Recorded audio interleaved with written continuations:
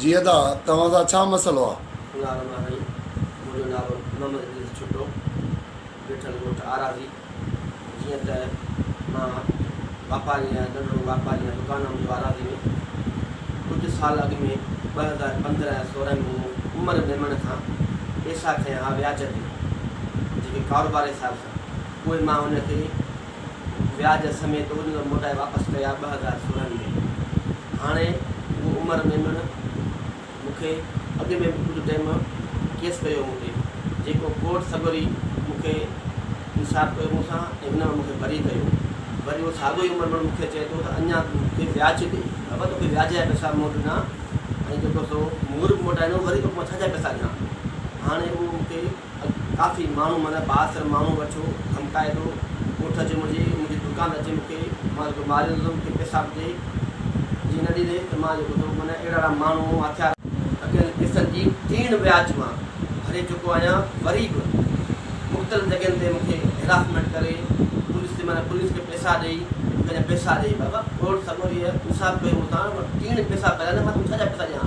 अच्छा, अॻु में तव्हां ते केस 2017 में इन व्याजीअ कयो हो, उन केस जो छा थियो? हुन कोर्ट सॻोरी मूंखे जेको सो इंसाफ़ कयो ऐं इन केस खे पूरो करार ॾेई मूंखे बाज़त भरी कयो त बाबा तूं तीन पैसा भरिया, तूं छा जा पैसा ॾेई। उहो वरी पाण उते लिखी ॾिनई। हाणे वरी पैसा ॾियो, 2 लाख पैसा ॾियो, बााثر माण्हू वठो ऐं पैसे वारो माण्हू आहे, व्याजी माण्हू आहे, पैसा ॾियो, पुलिस खे पैसा ॾियो, मूंखे लोरी माना ॿधाइणु, लोरी खणणु। अॼु कोर्ट सॻोरी मां कल्ह केस कई, मूंखे FIR कई, माना वरी FIR बि कई। जीअं मां अॼु बेल करणु कोर्ट सॻोरी उते माण्हू 2 माण्हू हथियार सां माण्हू ॾियारे वेठो, मां छा मूंखे माण्हू मारियो आहे, छा मां मिसकी न, तोखे मूंखे पैसा मुंहिंजा 3 व्याज जा ॾेई छॾ, मां रोज़ पैसा किथां ॾियां। कोर्ट सॻोरी मूंखे अॼु मां बेल करायो आहे, हीउ छॾे ई नथो।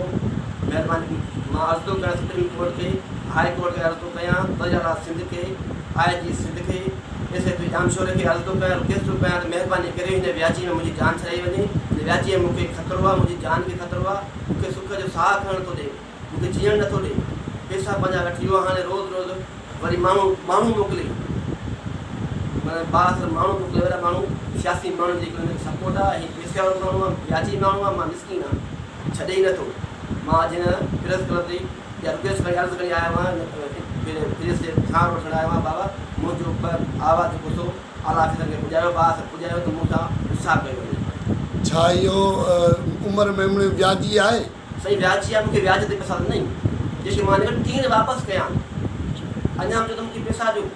अच्छा, जेके तव्हां वापसि कया आहिनि उहे व्याज सुधो कया? व्याज सुधो मां वापसि कया न, उहो चए थो अञा जेको त मूंखे 55 लाख रुपया ॾेई। अरे बाबा मां तोखे पैसा वापसि कया, 2016 में वापसि कया, 2017 में मूंखे पूरो केस कई, उहो कोर्ट सॻोरी मूंखे बाज़त वरी मूंखे इंसाफ़ सां कयो। वरी मुख़्तलिफ़ माना थाणनि ते क़िसो करे, कल्ह मूंखे पूरी FIR कराई आहे भान थाणे ते, पैसा ॾियो पुलिस खे।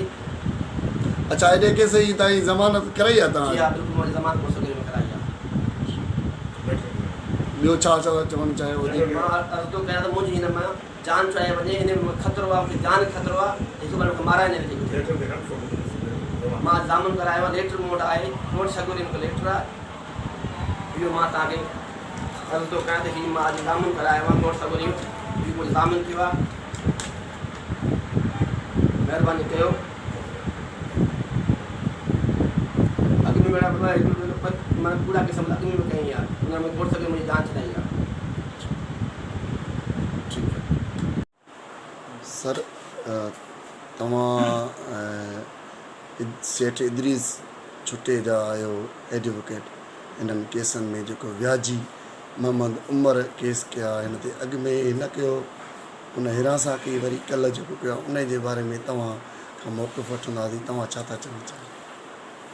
बीइंग अ वकील सेठ इद्रीस छुटे जो, मां तव्हांखे हिकिड़ी फैक्ट्स ॿुधायां त 2016 में सेठ इद्रीस आयो ऐं मूंखे अचे चई त असांजी का अहिड़ी डील थी पाण में, का बिज़नेस थी जंहिंमें को चेक उनजे मुताबिक़ इद्रीस छुटे जे मुताबिक़ त मोहम्मद उमर मेमण हिन खां वरितो, जेको अमाउंट कोन लिखियलु हो, ईअं ब्लैंक चेक वरितईंसि। उन खां पोइ कुछ टाइम खां पोइ आयो ऐं सेठ इद्रीस मूंखे इहो ॿुधायो त मोहम्मद उमर खे सभु पैसा हिन जेका डील थी हुई उहे पैसा वापसि करे छॾिया। तंहिंखां पोइ हाणे हुनखे परेशान करणु लॻो 2016 में परेशान करणु लॻो त बाबा असांखे उन ते व्याज ॾियो। अहिड़ी सिचुएशन ॾिसी करे असां हिकिड़ो सीनियर सिविल कोर्ट में दावा दाख़िल कई। पोइ उहा दावा हली 2017 में सेठ इदरीस छुटो ऐं मोहम्मद उमर मेमण उहा हिकिड़ी लिखी ॾिनी दरख़्वास्त पाण में त बाबा हाणे असां हिन केस तां हथु खणूं था ऐं उन्हनि जूं ॻाल्हियूं ॿोलियूं थी वियूं आहिनि पाण में। तंहिंखां पोइ इहो मामिलो हिते बंदि रहियो 2016 2017 2018 2019 हाणे 2020 जे 23 तारीख़ 23/4/2020 ते हिकिड़ी FIR दाख़िल कराई मोहम्मद उमर मेमण जंहिंमें सेठ इदरीस खे ॾेखारियो आहे त बाबा 75 लख जो सौदो कयो ऐं उन में 75 लख मां जेको चेक ज़ाहिर थो करे उहो थो करे 56 लख ऐं 50,000 जो।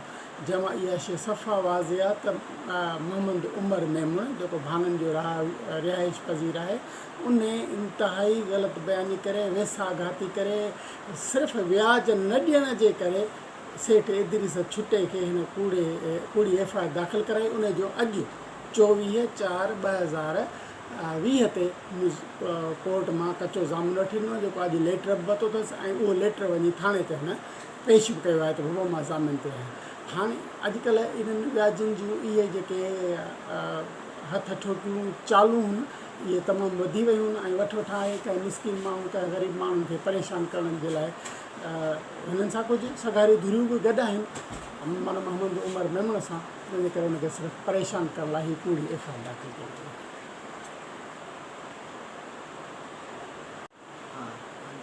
सर ई जेको सेठ मोहम्मद इदरीस जो चेक कहिड़े हिसाब सां हुन वटि अञा पियल हो मौजूदु?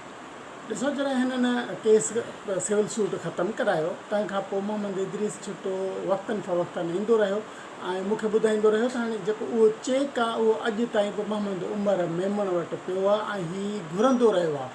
महीने में 2 दफ़ा 3 दफ़ा घुरंदो रहियो आहे त हाणे जॾहिं पंहिंजो सिस्टम सॼो सिधो थी वियो आहे तो पंहिंजा पैसा वठी चुको आहीं ऐं हाणे चेक वापसि कर त उन ते इहो मोहम्मद उमर मेमण जो चवणो त हा ठीकु आहे बक़ौल मोहम्मद इदरीस छुटे जे त हा अॼु न सुभाणे अॼु न सुभाणे खे इहे 3 साल गुज़ारे चुको पर चेक न ॾिनईंसीं त एतिरे क़दुरु जो वञी जेसि ताईं FIR कढाए।